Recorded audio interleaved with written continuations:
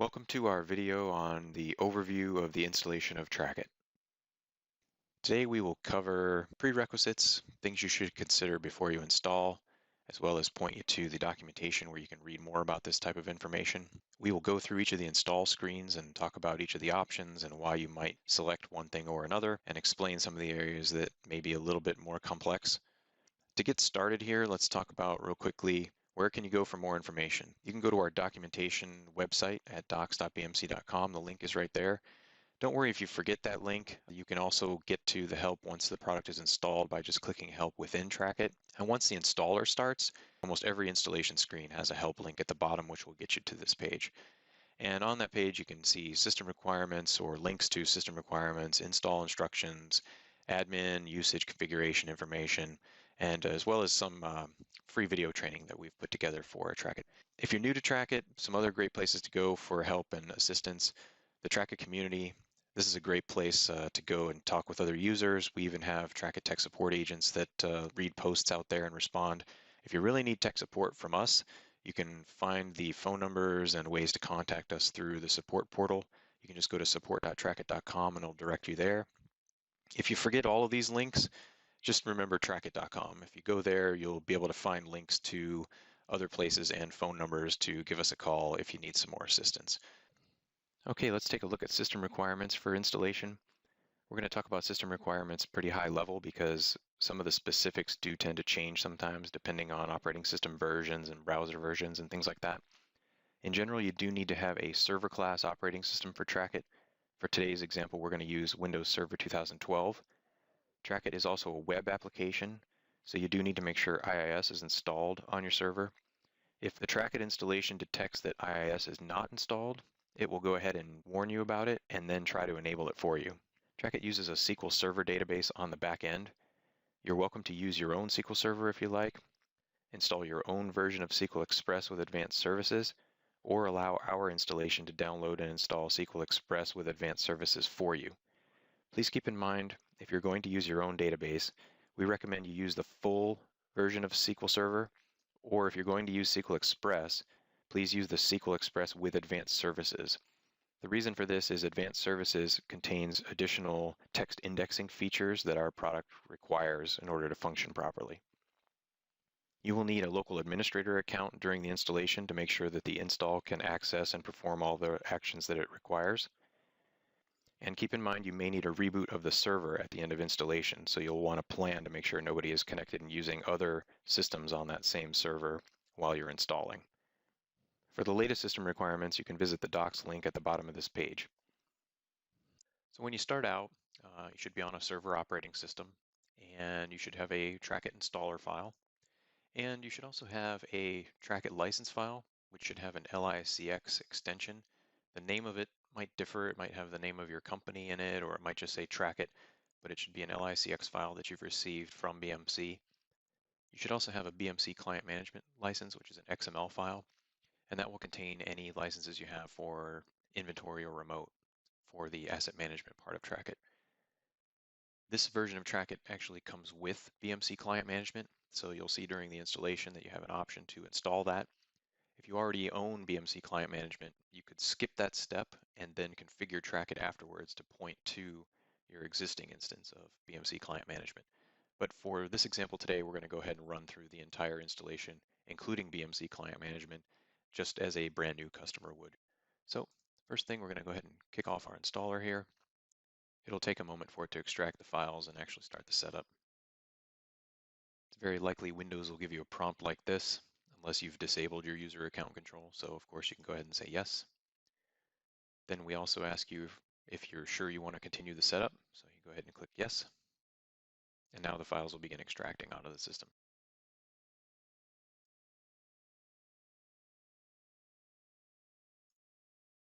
So one of the first prompts here is for which language you want to use. And this language setting here applies to the trackit server itself.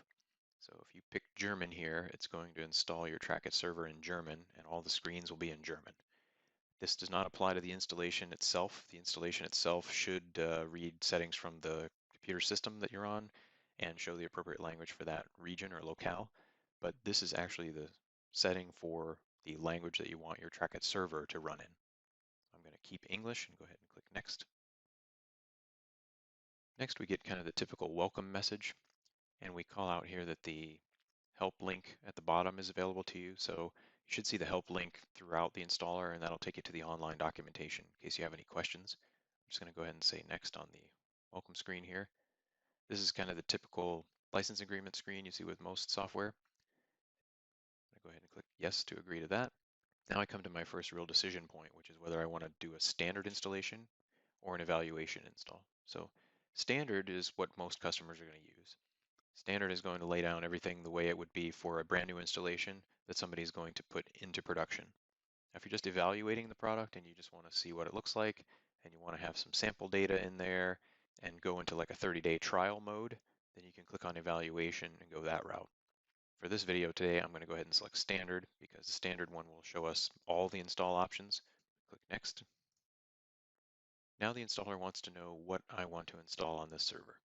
So I don't have trackit installed at all, so of course I need to create a new trackit database. I need to install the trackit application server itself so that I can use the product. And I want to install BMC client management for my asset management. So I'm going to leave all three of these checked because this is a brand new install for me. And that brings us to our license selection screen. So if you don't have licenses, don't panic. It's not a big deal. You can go ahead and go through with the install. If you just leave these blank, it'll go ahead and use a temporary 30-day trial license for the product. So you could go ahead and install with this, and then after you get your licenses from BMC, then you could go ahead and put them into the product through the configuration. But just to show you how this would work, if you do have a license, I'm going to uncheck Use Temporary License. I'm going to click Browse. I'm going to go to my desktop, and I'm going to pick my trackit license, click Open, and then I'm going to go ahead and uncheck this one as well. And I'm going to go and pick my BMC Client Management license, and then I'm going to click Next. I'm going to leave the default install path, but of course you could change that if you'd like. That brings us to our database server options. So if you have an existing SQL Server on your network you want to use, you could go ahead and keep this first option enabled and hit Next. If you don't have a SQL Server on your network and you want to use the free Microsoft SQL Express version, you can click on this radio button here, and that will go ahead and download Microsoft SQL Express and install it for you. So I'm going to click on Use Existing SQL Server first, just so I can show you what those options look like. If I click Next, it's going to ask you for typical things you would need if you're installing a database, like the name of the SQL Server, the database name you want to create, the port number if you want to specify that. The installer will try to figure it out if you don't specify. And then, of course, the SQL Server credentials so that it can connect. So you'd fill all that stuff out, hit Next, and then it would go ahead and create the database. So for this example, though, I'm going to back up, and I'm going to say Download and Install Microsoft SQL Express 2012, and hit Next. Now I get a warning that says, hey, this is going to take a little while because it's a big file. Are you sure you want to do that? I'm going to go ahead and say yes, and then I'm going to sit back and wait for that file to be downloaded. After SQL Express finishes downloading, you'll get a screen like this that asks you to specify an admin password for your new SQL Server. So I'm going to go ahead and enter one here. You need to keep track of this password because it is the main administrator password for your new SQL Server. So if you ever need to get in there for admin access to do queries or look at data or do any kind of troubleshooting or to install updates or anything like that, you're going to need to remember that password. I'm going to go ahead and click Next. And now the SQL Express setup is going to extract the files and start running.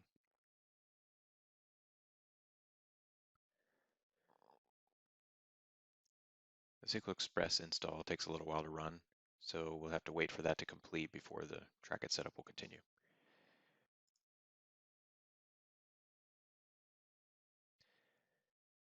Now that the SQL Server is done installing, we need to answer some questions about the virtual directories we want to use.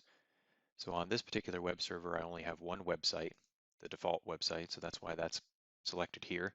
If I had multiple websites on this server, I would see them listed here. And if I wanted to put my trackit and self-service sites underneath a different site than the default site, I could pick a different one here. You'll notice there are two URLs that we can configure for trackit. One is the technician login and one is the self-service login. This is the server name here on the left, and the default is just trackit for the name of the technician website. So the website will be the server name /trackit, and the default self-service URL is the server name /trackit /self-service. Now you'll notice if I change these, it updates the URL that is shown here. So if I change trackit to trackit HD, like for trackit help desk, it changes the root URL of self-service. So self-service will always be below the trackit site. So you can customize these however you want. I'm just going to keep the defaults for now. I'm going to go ahead and click next. At this point, I'm being prompted for an administrative user on my server that I'm installing on. Now this user needs to have administrative access to this local system, but it does not need to have domain admin access.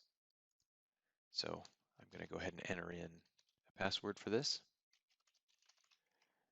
because it automatically detected my account, and my account does have local admin privileges. So I'm going to go ahead and hit next.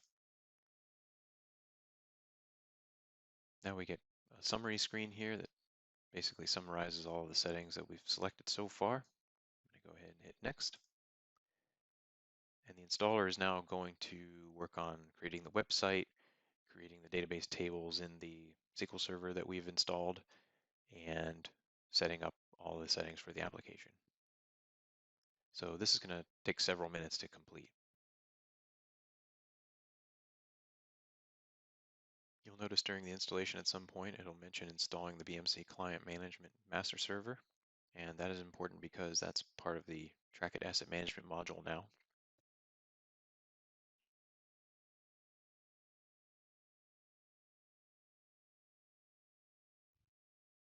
And many times at the end of the installer here, we'll get a reboot message.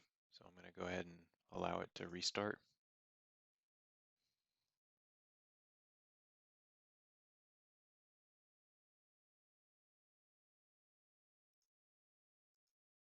Now we see one of the final screens in the installer here. This is talking about the default administrator account.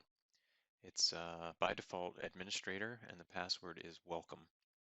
Now, this is true for any new technician or self-service account that you create in the system as well. So when you create new accounts in the system, the first time you log in, the password will be welcome, and you'll be prompted to reset your password to something that you would prefer. So I am asked to acknowledge that I understand this, and click next to continue.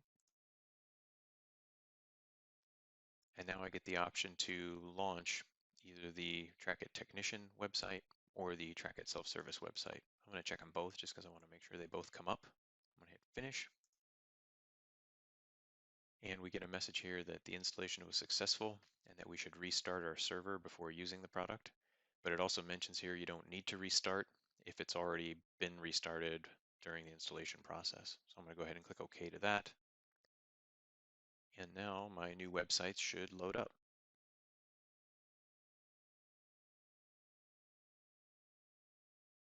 So the first time the site comes up, this is the self-service page. So if you had self-service users, they could log in here and submit tickets and view the status of their tickets and so on.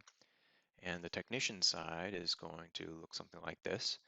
And remember, during our installation, the default password was welcome. So we're going to go ahead and enter that and hit enter.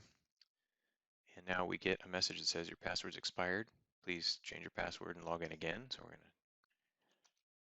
to type in welcome, type in a new password, and now I've got my new password. So I'm going to go ahead and enter that and log in. And here we go. So that is an overview of the Trackit installation.